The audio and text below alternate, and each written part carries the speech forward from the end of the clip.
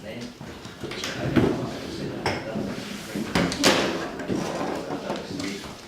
it going? Yeah. As you turn it, I've got no plug in here, so if you want to plug in. You're just gonna roll over that table, it's not stuck down. Pull the table down. And that's, I'm geared up anyway.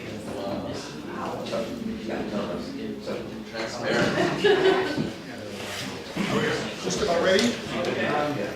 I am ready to go. Maureen is not quite with us, so let's just give it another minute till she wanders back here. Okay?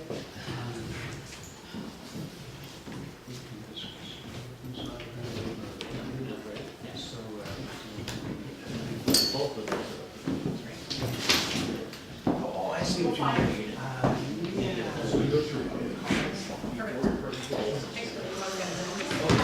Relax. That's up to you. I can move it. Okay. If you want, if they,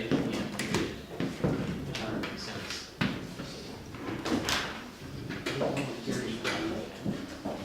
Gary is the one. He hasn't, well, just an email, he may request a meeting, so. Somebody asked and I didn't even read it. Oh, right, okay. Okey dokey, Tyler, we're ready to roll? 5 seconds. Okay, that's good, because that's how long we need.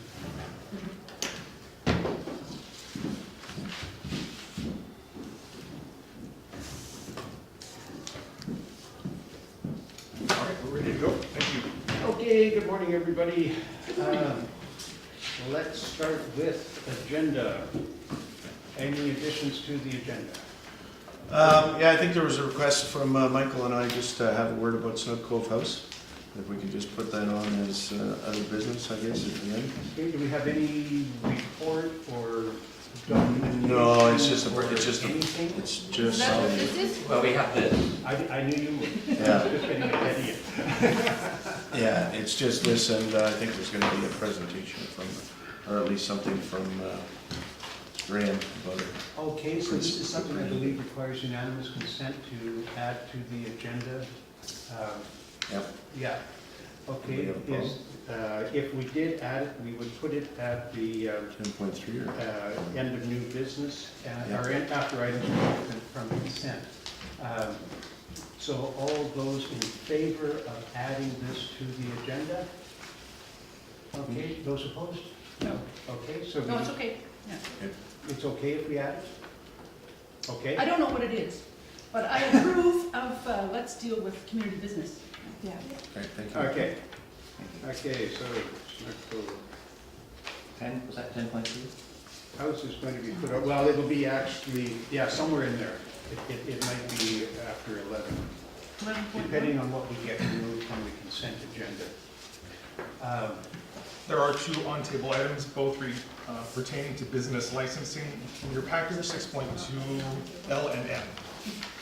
Right, there's that part of it too, isn't it? Okay. Motion to approve the agenda then? So moved. Okay, all in favor, passed unanimously. Now we go to public comments. What have we got today, Tyler? We have 2 today. First up is we have Mr. Graham Ritchie regarding the Snug Cove House.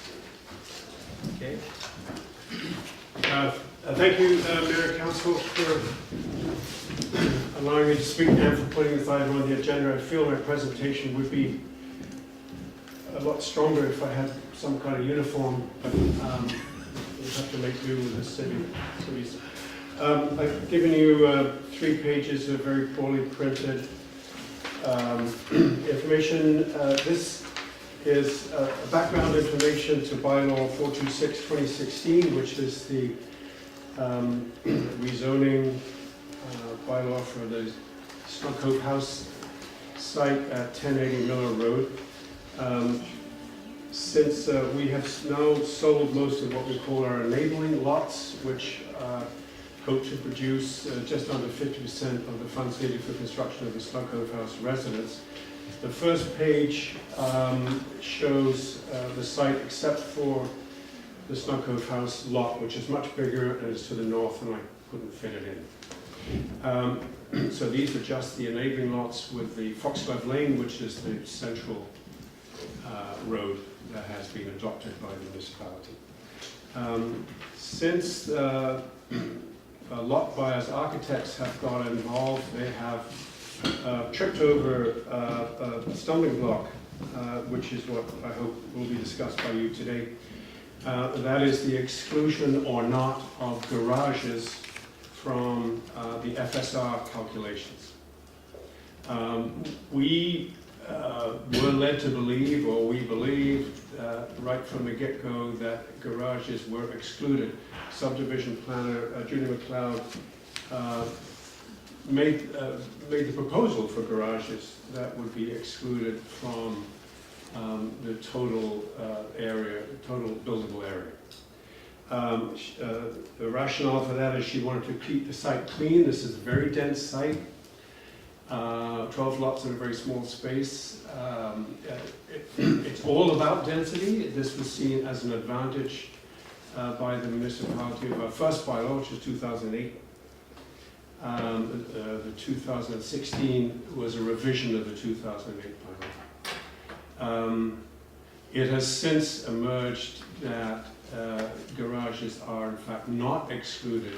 They're excluded from the total area buildable, which is 140 square meters per unit, or approximately it's 1,507 square feet. It turns out that the FSR does not exclude garages as part of the calculation. Therefore, if you're a single family, the 6 lots to your right on this piece of paper along Miller Road was zoned single family. The 6 lots to the left that were slightly bigger was zoned duplex. In order to build the duplex, it was tricky. It's a tricky site. The site climbs 40 feet over 200 feet up from Miller Road up to Bowen Court. So the plan you have in front of you is the as-constructed plan, which shows the exact elevations as they were built. And you can see that on average, the top of the lot, the top 2/3 of the lots to the left, are 33 meters. On average, the road and the sidewalk is 28.5 meters. The differential being 4.5 meters, or 14.75 feet. That represents a real challenge to climb up to the living area. You have to have parking. The bylaw insists we have off-street parking. Every unit has to have 1 space. You can't park on the road. Therefore, you can't have living space in the parking area in front of your lots. So they have to be either a parking space, or a carport, or a garage. In order to climb up to the living area, you then have to go above the garage. If you turn to page 2, it shows, this is done in 2016, it's a very rough concept, showing how the garages are an integral part of the units. Whether you build a duplex unit or a single family unit, you don't have to build a duplex unit on these top lots. But if you do build either a duplex unit or a single family unit, the garage is essentially the prop for the living space. Now, you could have a carport. A carport is defined as 60% walls only. You could prop up the building with a carport. It would have to be a really seriously skookum carport because you're supporting all that space above. So by the time you put in all the heavy beams and posts and etc., it's pretty well down near the garage anyway, the only difference being you don't have a door at the front. If the door at the front is the one thing that enables the subdivision planner's image of having a tidy lot, it's a tidy subdivision. It's very dense, there's a lot of people there, so putting a garage was a great way of hiding away the cars, the canoes, the kayaks, the wheelbarrows, the pots, the rakes. So the garage is one, it's whether you build 14 feet, if the top drawing shows a 14-foot high garage. The bottom one shows, which is more practical, a 10-foot high garage, and then the front part of the building dropped down a couple of feet. Another reason for the garages was we were worried about this 14-foot or 10-foot climb.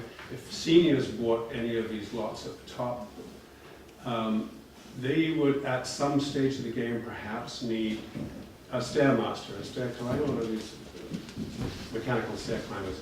There are no mechanical stair climbers that we know of that you can have out in the rain, and therefore need to be protected by a structure. So that's another reason for the garage.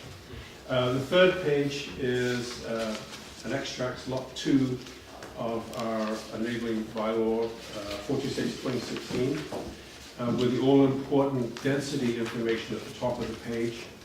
So the maximum size is listed. Area 3 is the area for the market development.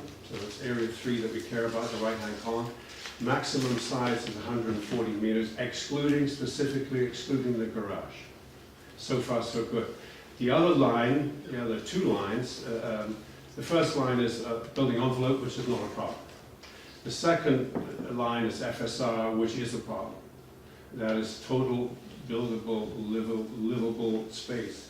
That it emerges as of September 11th, does not exclude the garage from the calculation. So what it effectively does, unless you want to trade your garage space for livable space, Owen defines a garage, I think, as 8.5.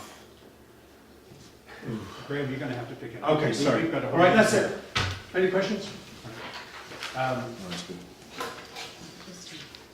So the point of your presentation is? Excluding garages from the FSR is really important to the look and nature of this development. Okay, if I could just throw in the obvious here. So this says maximum FSR for all buildings and structures. You're absolutely There right. is no limit on the, the limit is 0.85, Correct. period, Correct. right? So whether it's livable square footage, whether you're excluding it from the house or not, it still becomes a structure on the lot. Correct. So if you only have a 140 square feet meter, which is the maximum size for an attached dwelling, on those duplex lots, you could put another 1,000 square feet of other buildings and structures. So in that 1,000 square feet, you can accommodate, I'm sorry, Okay, so where does this 1,000 square feet come from? okay, you've got an Maybe upper we lot and should lower save lot. this for when we get to the agenda item at the end of the meeting. Sure, fair enough. That's probably better. Let's take that at that. Okay, And we've yeah, got my Daniel here apologies. and everything else. Thank you, Graham. Thanks, Graham. Okay, talk to you later. Wait, Mr. Anton, well, we've been discussing development variance permit application for 1225 Scarborough Road. I understand that this time it's on the agenda and not being taken off. Just so that that's I'm a neighbor of Lauren and Karen, who have applied for this permit. Before I start, I'm curious about the underlying issue is that at any point in time was there a legal transfer of title from the Squamish Nation to all the lands on Bowen Island? That's one question I have. And at what point was authority given by the Squamish Nation for municipalities on their former territory to make any decisions when it comes to land use and zoning? When those two conditions are met and I have an answer on those, I would like to add my point to the development variance permit. Although it's being seen as a new house, there has been a house in this location for a very, very long time. So although this concerns a variance on the setback, if that variance were to be given, it would not affect the road nor the culvert that's running north of the road. I see it basically, if this variance was not to be permitted, that it would push Lord and Karen into making a lot more cost in preparing the site where the house needs to be moved to.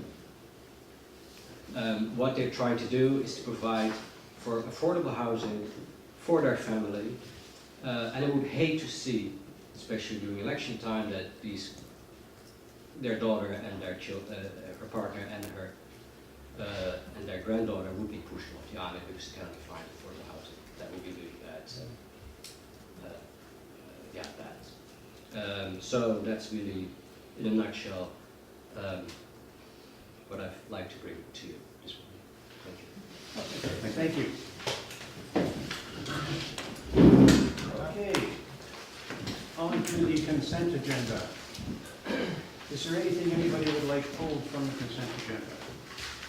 Do I need to pull the 3.6. I didn't have a chance to look at your notes this morning, but I'm sure that those you found correct. Okay, I'm going to start with Maureen. 3.6, 3.6. it's just a small one. And, okay,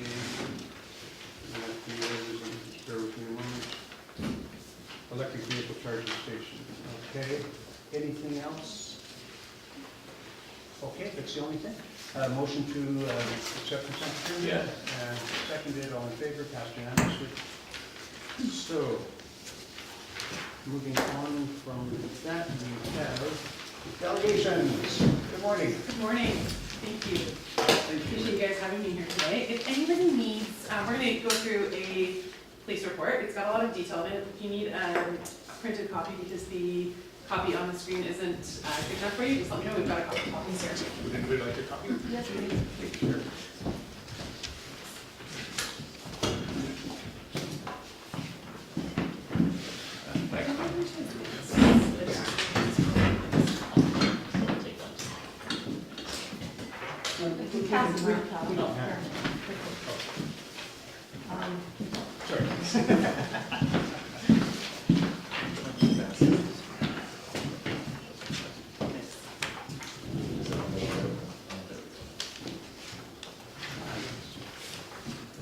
Thank you. So if you guys are ready, I'm Karen Ryan. I'm your officer in charge of Sea to Sky RCMP detachment. So I cover from Pemberton to Bowen Island in terms of my scope of responsibility. And as you guys have probably all met and know very well, Paulo is our corporal who is in charge of Bowen Island detachment. So he's your go-to for your everyday matters. And I'm hoping, I don't think it's been done in the past, but in the communities that I've worked in the past, we've presented our policing report. So take about 10 minutes of your time today, and I'm hoping to do that again in the winter, going forward biannually, just to update you on some of the policing initiatives, and then where we're at with it in your community. So we'll give today's report. You guys can give some feedback to Paulo and or myself. If at any point this isn't working for you and you don't think that it's informative or important, by all means you can let us know. We're open to that feedback. But just in terms of the RCMP detachment and a little introduction, myself, I actually came to Sea to Sky RCMP detachment in November of 2016. You might have met my counterpart who filled in during my maternity leave, was Inspector Jeff Christie. So I don't know if you met Jeff, but he was here for a year in my absence, which was wonderful. I have family, as you would gather from that information, a daughter who's started kindergarten this year, and a second daughter who's about a year and a half now. We are thrilled to be a part of this corridor. Roots in West Vancouver. My grandmother grew up in that area, so we're happy to be there, and an uncle in Squamish. So it's been neat. I grew up myself in Kelowna and have worked in 8 communities in BC. A little bit about myself, there's more detail there, and you guys can follow along or read at a later time. Any questions, I welcome them at any time. You can reach out. I'd be happy to take any questions personally. So, Bowen Island Detachment, you guys know that you have 3 police officers stationed here. You're a community under 5,000. So you have your policing services provided to you by the BC RCMP as contracted through the provincial government. Other provinces such as Ontario contracts the Ontario Provincial Police, Quebec contracts the Quebec Provincial Police. Here in BC, you have the BC RCMP, and we take a lot of our policing initiatives from those BC directives. So that's an important thing just to follow along as things change in the province. You might find that locally we're also advancing some of our things. Last year there was a lot of information to get our officers educated on fentanyl and fentanyl preventative deaths that we could do, get out to the community, as well as making sure our officers were safe.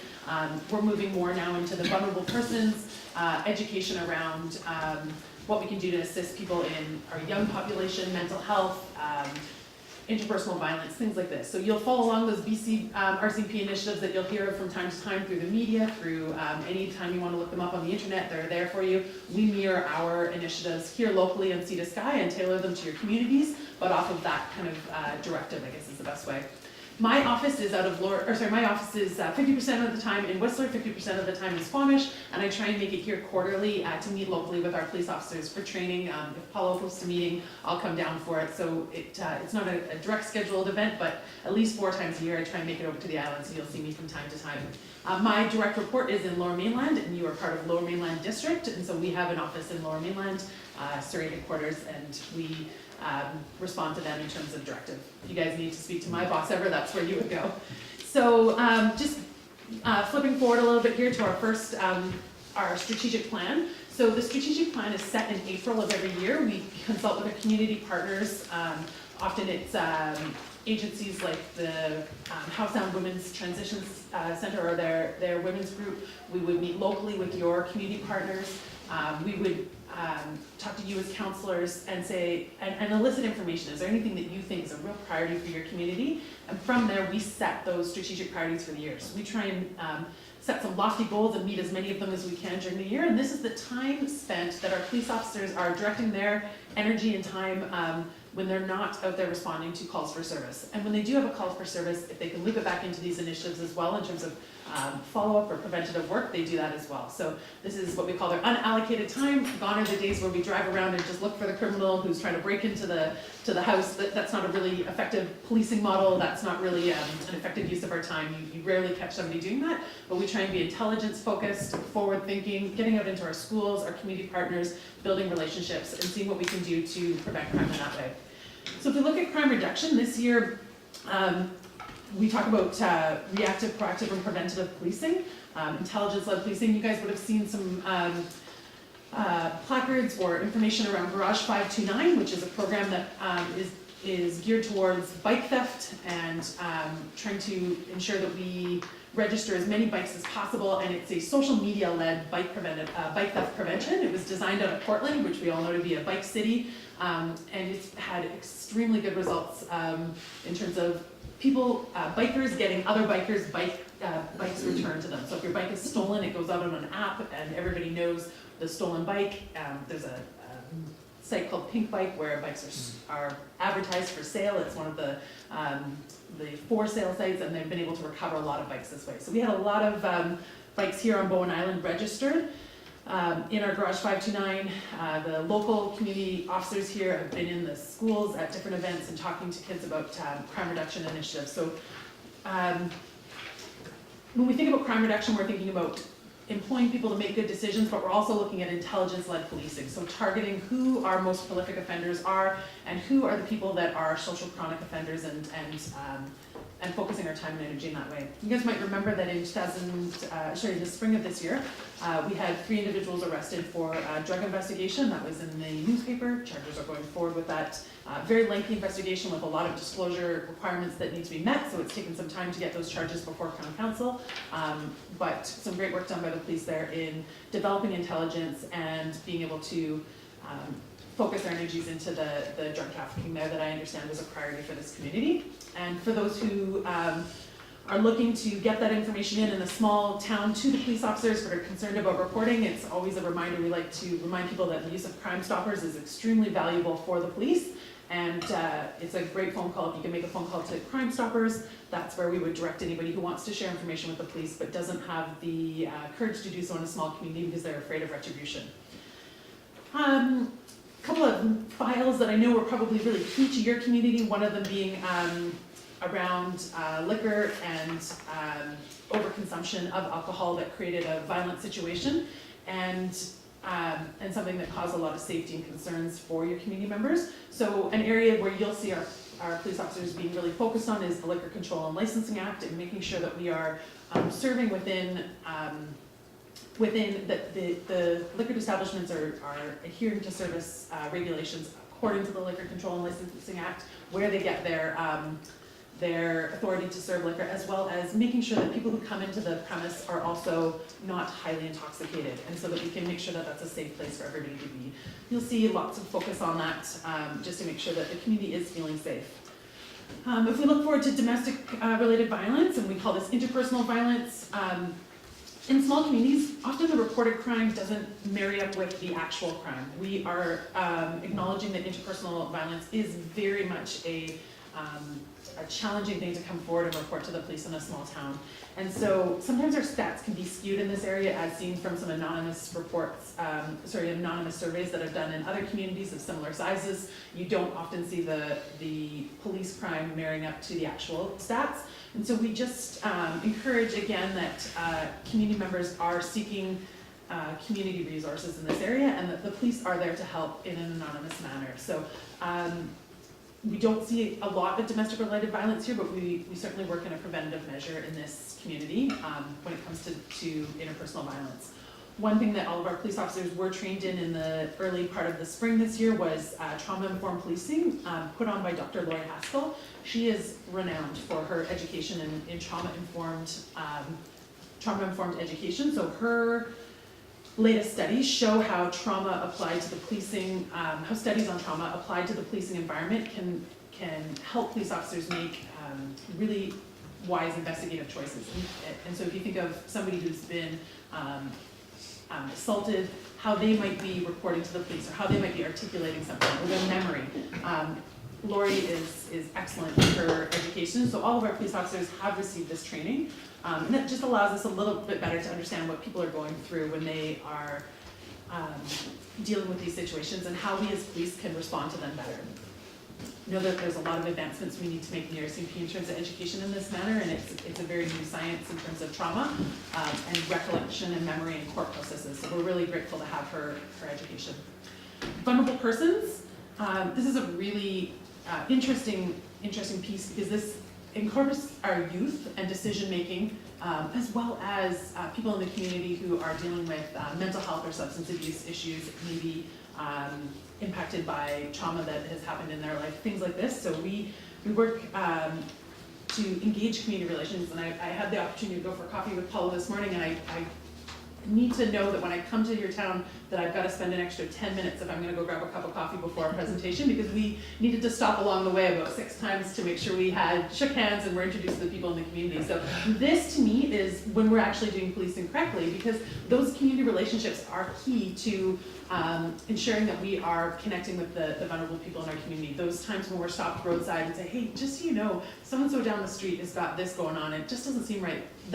Those are the relationships that are integral. So certainly we'll be pushing all of our police officers that come into this area to be, and I know that's a challenging part about small towns, is we rotate in and out, and having worked small town, not this one, I understand the impact that has on your community, but we will be pushing people to forge through and make those relationships. And also change is a good thing. When we get entrenched in the community, it's also important that we move on and new faces come in. So vulnerable persons is a key for us as well.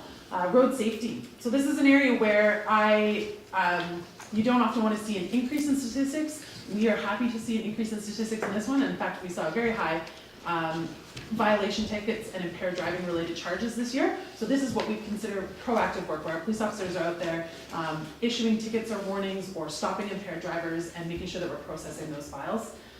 Recently you guys had an impaired charge that was involving some people who were seriously injured, taken to hospital, and the police are taking the investigative steps in that one to secure a search warrant and DNA evidence and proceed with charges in that impaired driving case.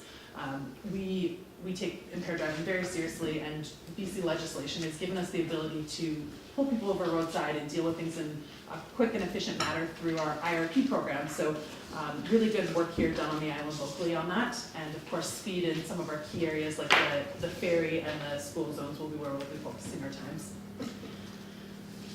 Responding effectively. Emergency preparedness is integral in a town this size when you have 3 police officers and you are dealing with things like the risk of interface fires or whatever it might be. If there was tsunami concerns where your community might be impacted by emergency planning, it's key for us that we have preparedness and we have police officers who know what to do. So as I sat here, I noticed you guys have your EOC, really important training for all of our supervisors, our police supervisors, that they're able to come in here and work in a planning perspective in an emergency, in the event that we have an emergency, that we are prepared and ready to deal with it. The nice thing about being part of Sea to Sky RCMP detachment as an integrated detachment is you guys have a wealth of resources right at the drop of the hat. It takes nothing for me to deploy 15 police officers from Squamish detachment in the event of an emergency and get them down the road in here, because we don't have to do any sharing agreements with, for example, West Vancouver PD, and not to any discredit to West End or North End, they would be here in a heartbeat if we needed them as well. But being a part of this detachment, I can redeploy my officers at any time within my jurisdiction and have no sort of funding issues or costing issues to deal with. I can do that internally in my detachment. So right away, as a part of a larger detachment, you have the benefit of additional resources really quickly, should we need them. And then as well as that, you have other police officers. If Paulo has taken a day off and he's your person who's trained in your EOC work and we need to recall somebody into this area who's got that emergency planning and training, we've got some senior officers within the jurisdiction that we can deploy. So lots of work being done in that area. Employee growth and development, really this has got to do with our training of our members. Every year our police officers go to Chilliwack, they research every 3 years on their operational skills training, all ranks and all levels. I go this week and I'll be there with some recruits from our detachment as well as police officers from across BC.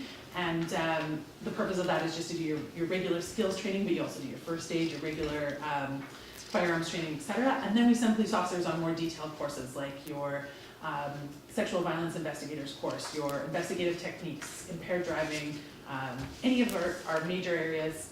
Our police officers go to Chilliwack for that training. And then in-house, we try and hold 2 training sessions a year, and that's in Squamish detachment or Whistler detachment, and we bring our police officers and our NCOs, our supervisors, in for specific training within house that is pertinent to our area. We bring speakers in for that. So lots that we're doing there in that community, employee growth and development category. Community engagement, as we've talked about this, I don't need to recap on this one, but plenty of work being done here to build and forge relationships in the community engagement piece. And in a small town, I am cognizant of the fact that community engagement and police presence in your parades and your community events, that having us there is really, really important to your community, and so we will continue to support that in any way that we can. And for your perusal at the end, whenever you have the time to look at it, we just included your 2018 Bowen Island crime trends, and I'm hoping as I deliver the winter report in the end of 2018 that we can see a decline in any of the trends that we're seeing thus far this year. And so it just allows us at halfway through the year to kind of look at what our major concerns are and then curb some of that throughout the year. So just a checkpoint in for us as to where we're going and refocus some of our energy. That's it from myself, and if there's any questions from you guys, I would love to hear from you. Yeah. Where did you take your speed? That's a lot of coffee. But I'm also cognizant, I present regularly to council, and I know what your agendas can look like. So I've been to some evening reports and seen how long these meetings go into the evening. So I do like to get in front of you in case there are any questions brewing in the community, but I don't like to take much of your time. So hence the printed copy.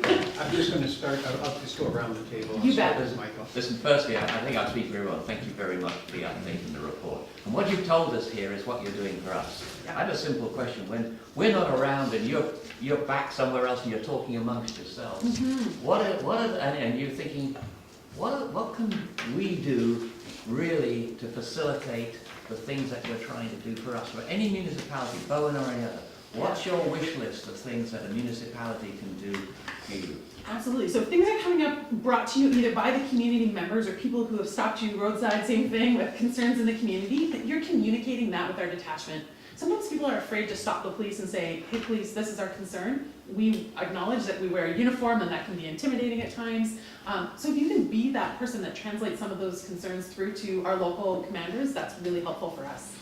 And then from a planning perspective, as you guys are looking at approval of new things, you're looking at parks and public use spaces, that you're keeping in mind, we are always supportive of really well-planned public spaces and welcome at any point for our police officers to be involved in those conversations. So we call that CPTED, crime prevention through environmental design. I'm sure you've all heard about it. But if we can be involved in, hey, there's a new skate park going in this area with the youth, and we really know that this is going to be a great area, we want to be involved in that and just shed a little bit of information on, hey, some lighting in this area would be really great.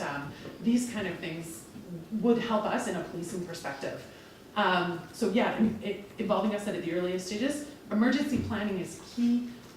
Whatever your community is doing in the emergency planning, ensuring that we are involved in that. If you have meetings or discussions and we can just come and listen in, that's a really important piece. Paul is on the committee, isn't he? He sure is, yeah, Yeah. yeah, absolutely. Yeah, so those are three areas that I could think of, and certainly just open communication. As things start to brew and fester, if you think the police need to be involved, part of me coming to appear in person before you is that you know that you can reach out to me at any time and just pop a phone call through or request a meeting with me if there's things that I need to know of. Again, being removed and only coming here twice a year, or four times a year, and presenting to you twice a year. My hopes is that you would share that information if you got it in advance of it becoming a larger issue. Thank you. Yeah, thanks for questions. I just had a quick one about cannabis and whether we can expect it. Is there something we can help with, any changes or things that we should be aware of? So if your community has not already thought about smoking bylaws, that's one that will probably come up for us the most, that is probably going to impact, I think, for us has already been, I think from a policing perspective, my personal opinion from a policing perspective is we've been dealing with this for years and are not concerned in what we're going to see in terms of trends and changes. Where we anticipate seeing kind of some feedback from the community is, hey, we're standing in the ferry lineup and the car in front of me, the passengers are smoking.